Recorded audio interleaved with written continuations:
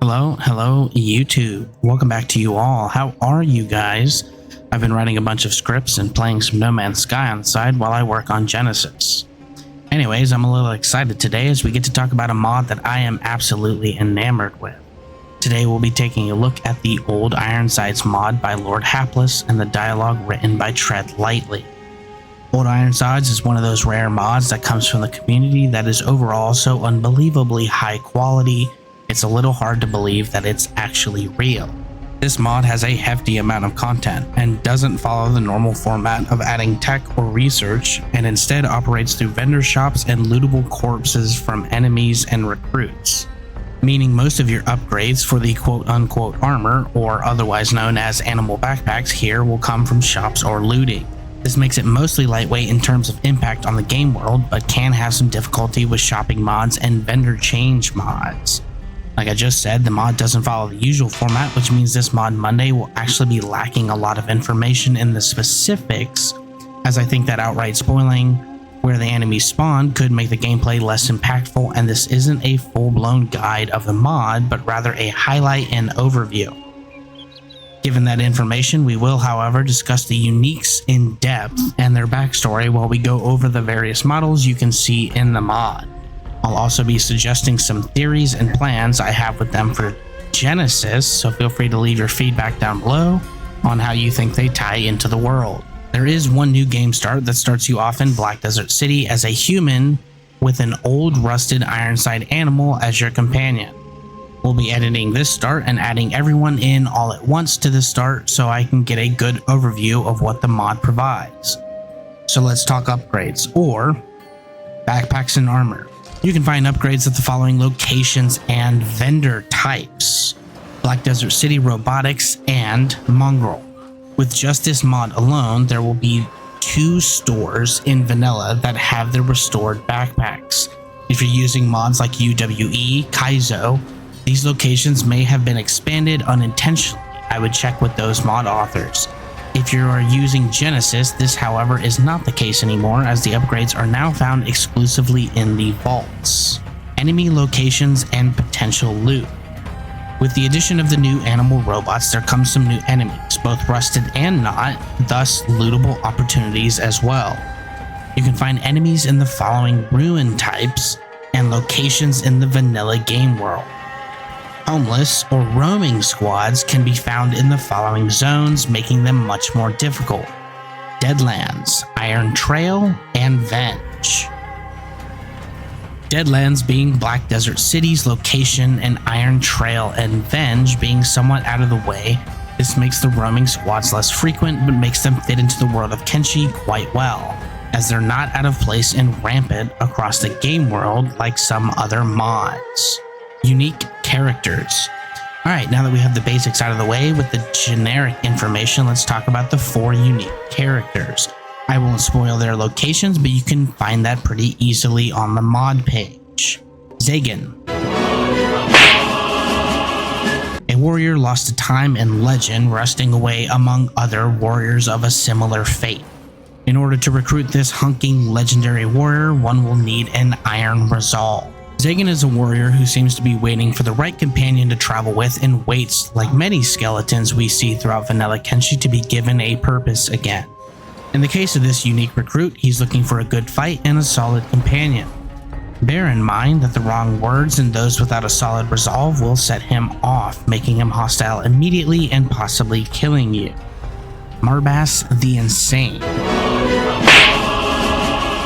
Another of the Empire lost to time, he followed his master south.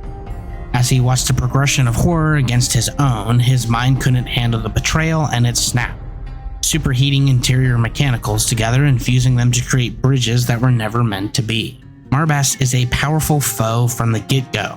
While this mod provides little backstory for him in the way of dialogue, I think my internal reasoning for his position and where he's at given his name are as good as any. And it's something I want to expand upon when I start working on the dialogue for Genesis.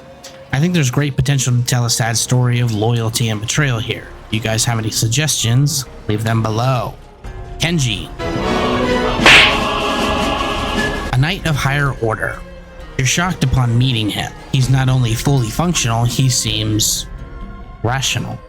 Kenshi, as dictated through his dialogue, seems like a remorseful knight who once held great honor in what he did and is looking for a quiet place to slowly wither away. While reluctant to join you, he seems to pep up at the potential of your bravery, even if it's admittedly foolish for someone so frail to inquire about his services. I will, however, say Kenshi seems oddly placed given his significance he holds to himself. Again, won't spoil the location, but this is particularly why I moved him outside of a legendary vault in Genesis.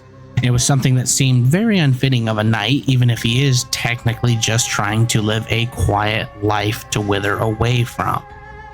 There's plenty of other spaces he could have been placed in this mod. Given how old he likely is in the context of Kenshi, it would make sense that he knows places that many others don't.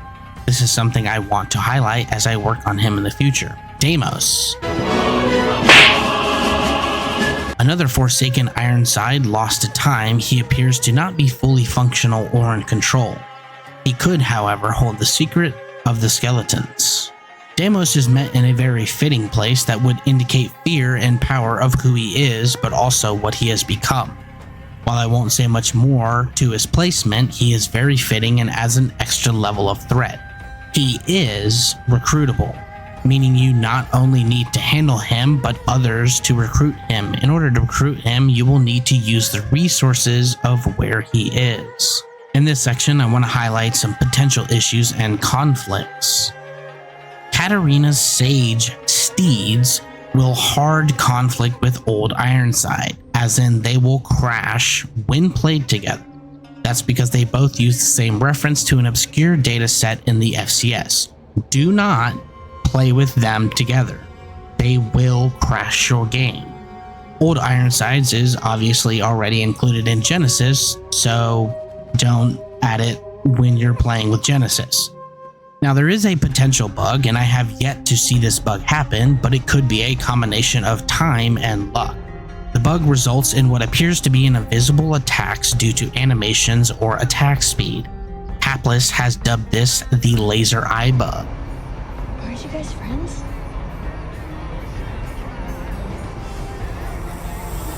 Oh my god. You can actually find a potential fix for it pinned in the description. Now into the rambling section. I do love this armor setup, the genius behind the mod, and the overall feel of the dialogue. It's something I want to highlight and show love to in Genesis, along with many other mods included in Genesis, by giving them expanded purpose, lengthy stories, and tie-ins to factions, thus giving weight and love to the art that others have created while carefully expanding the world of Kenshi. I think this mod suits the world so much, especially given how high quality the work is here. Thank you everyone for watching this. If you have any questions, leave them below. If you guys like the video, leave a like, and if you want more content like this, or to follow Genesis progress, or even just watch some other content, feel free to subscribe. Music, as always, is by Karl Schmidt, a fantastic artist who does Kenshi, Warhammer, and other thematic music scores. If you like the background music throughout the video, go leave a like and sub to his content. The links to his music are linked in the description.